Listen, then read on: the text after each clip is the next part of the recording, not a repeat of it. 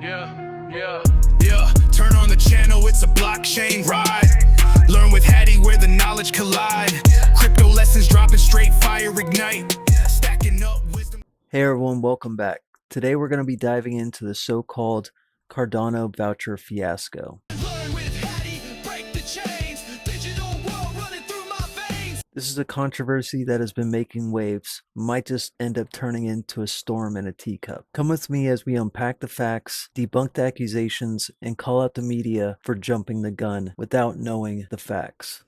Back in 2015 to 2017, Cardano sold ADA vouchers, mostly in Japan, totaling 2.59 billion ADA. These were like IOUs and were redeemable after Cardano's mainnet launch in 2017, using the Daedalus wallet. The process was tightly run by Attain Corp with strict ID checks. This was overseen by the Input-Output Global, Cardano Foundation, and Emergo. Sounds pretty legit, right? So where did all this drama come from? Fast forward to 2020.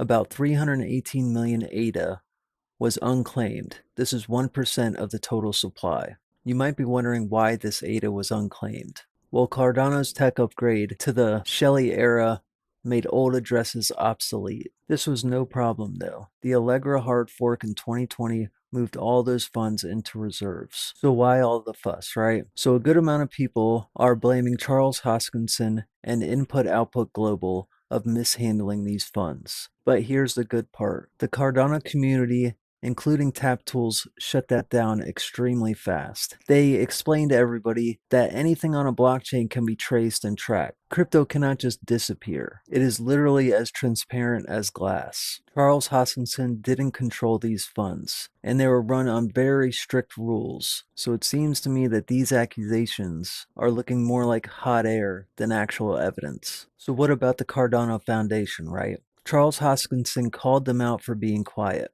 but they clarified they only handled referrals and not redemptions. They're now backing an external audit to lay out all of the facts. Pre-sale, redemptions, everything.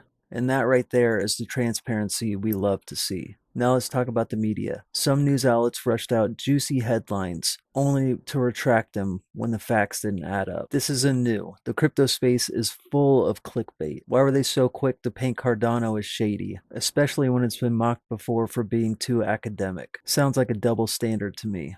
Despite all this noise, Cardano is killing it. ADA's price jumped over 20% in a week, and ETF approval odds are climbing. Plus, Charles Hoskinson just highlighted 5 cutting-edge projects in Cardano's roadmap. Seems to me this fiasco is not slowing them down one bit. So there you have it, everyone. The Cardano Voucher Fiasco is more fiction than fact, fueled by rushed reporting and flimsy accusations. Cardano's blockchain is transparent. The foundation is pushing for an audit, and the project is moving forward strong. Next time you see a crypto scandal headline, I would take it with a grain of salt.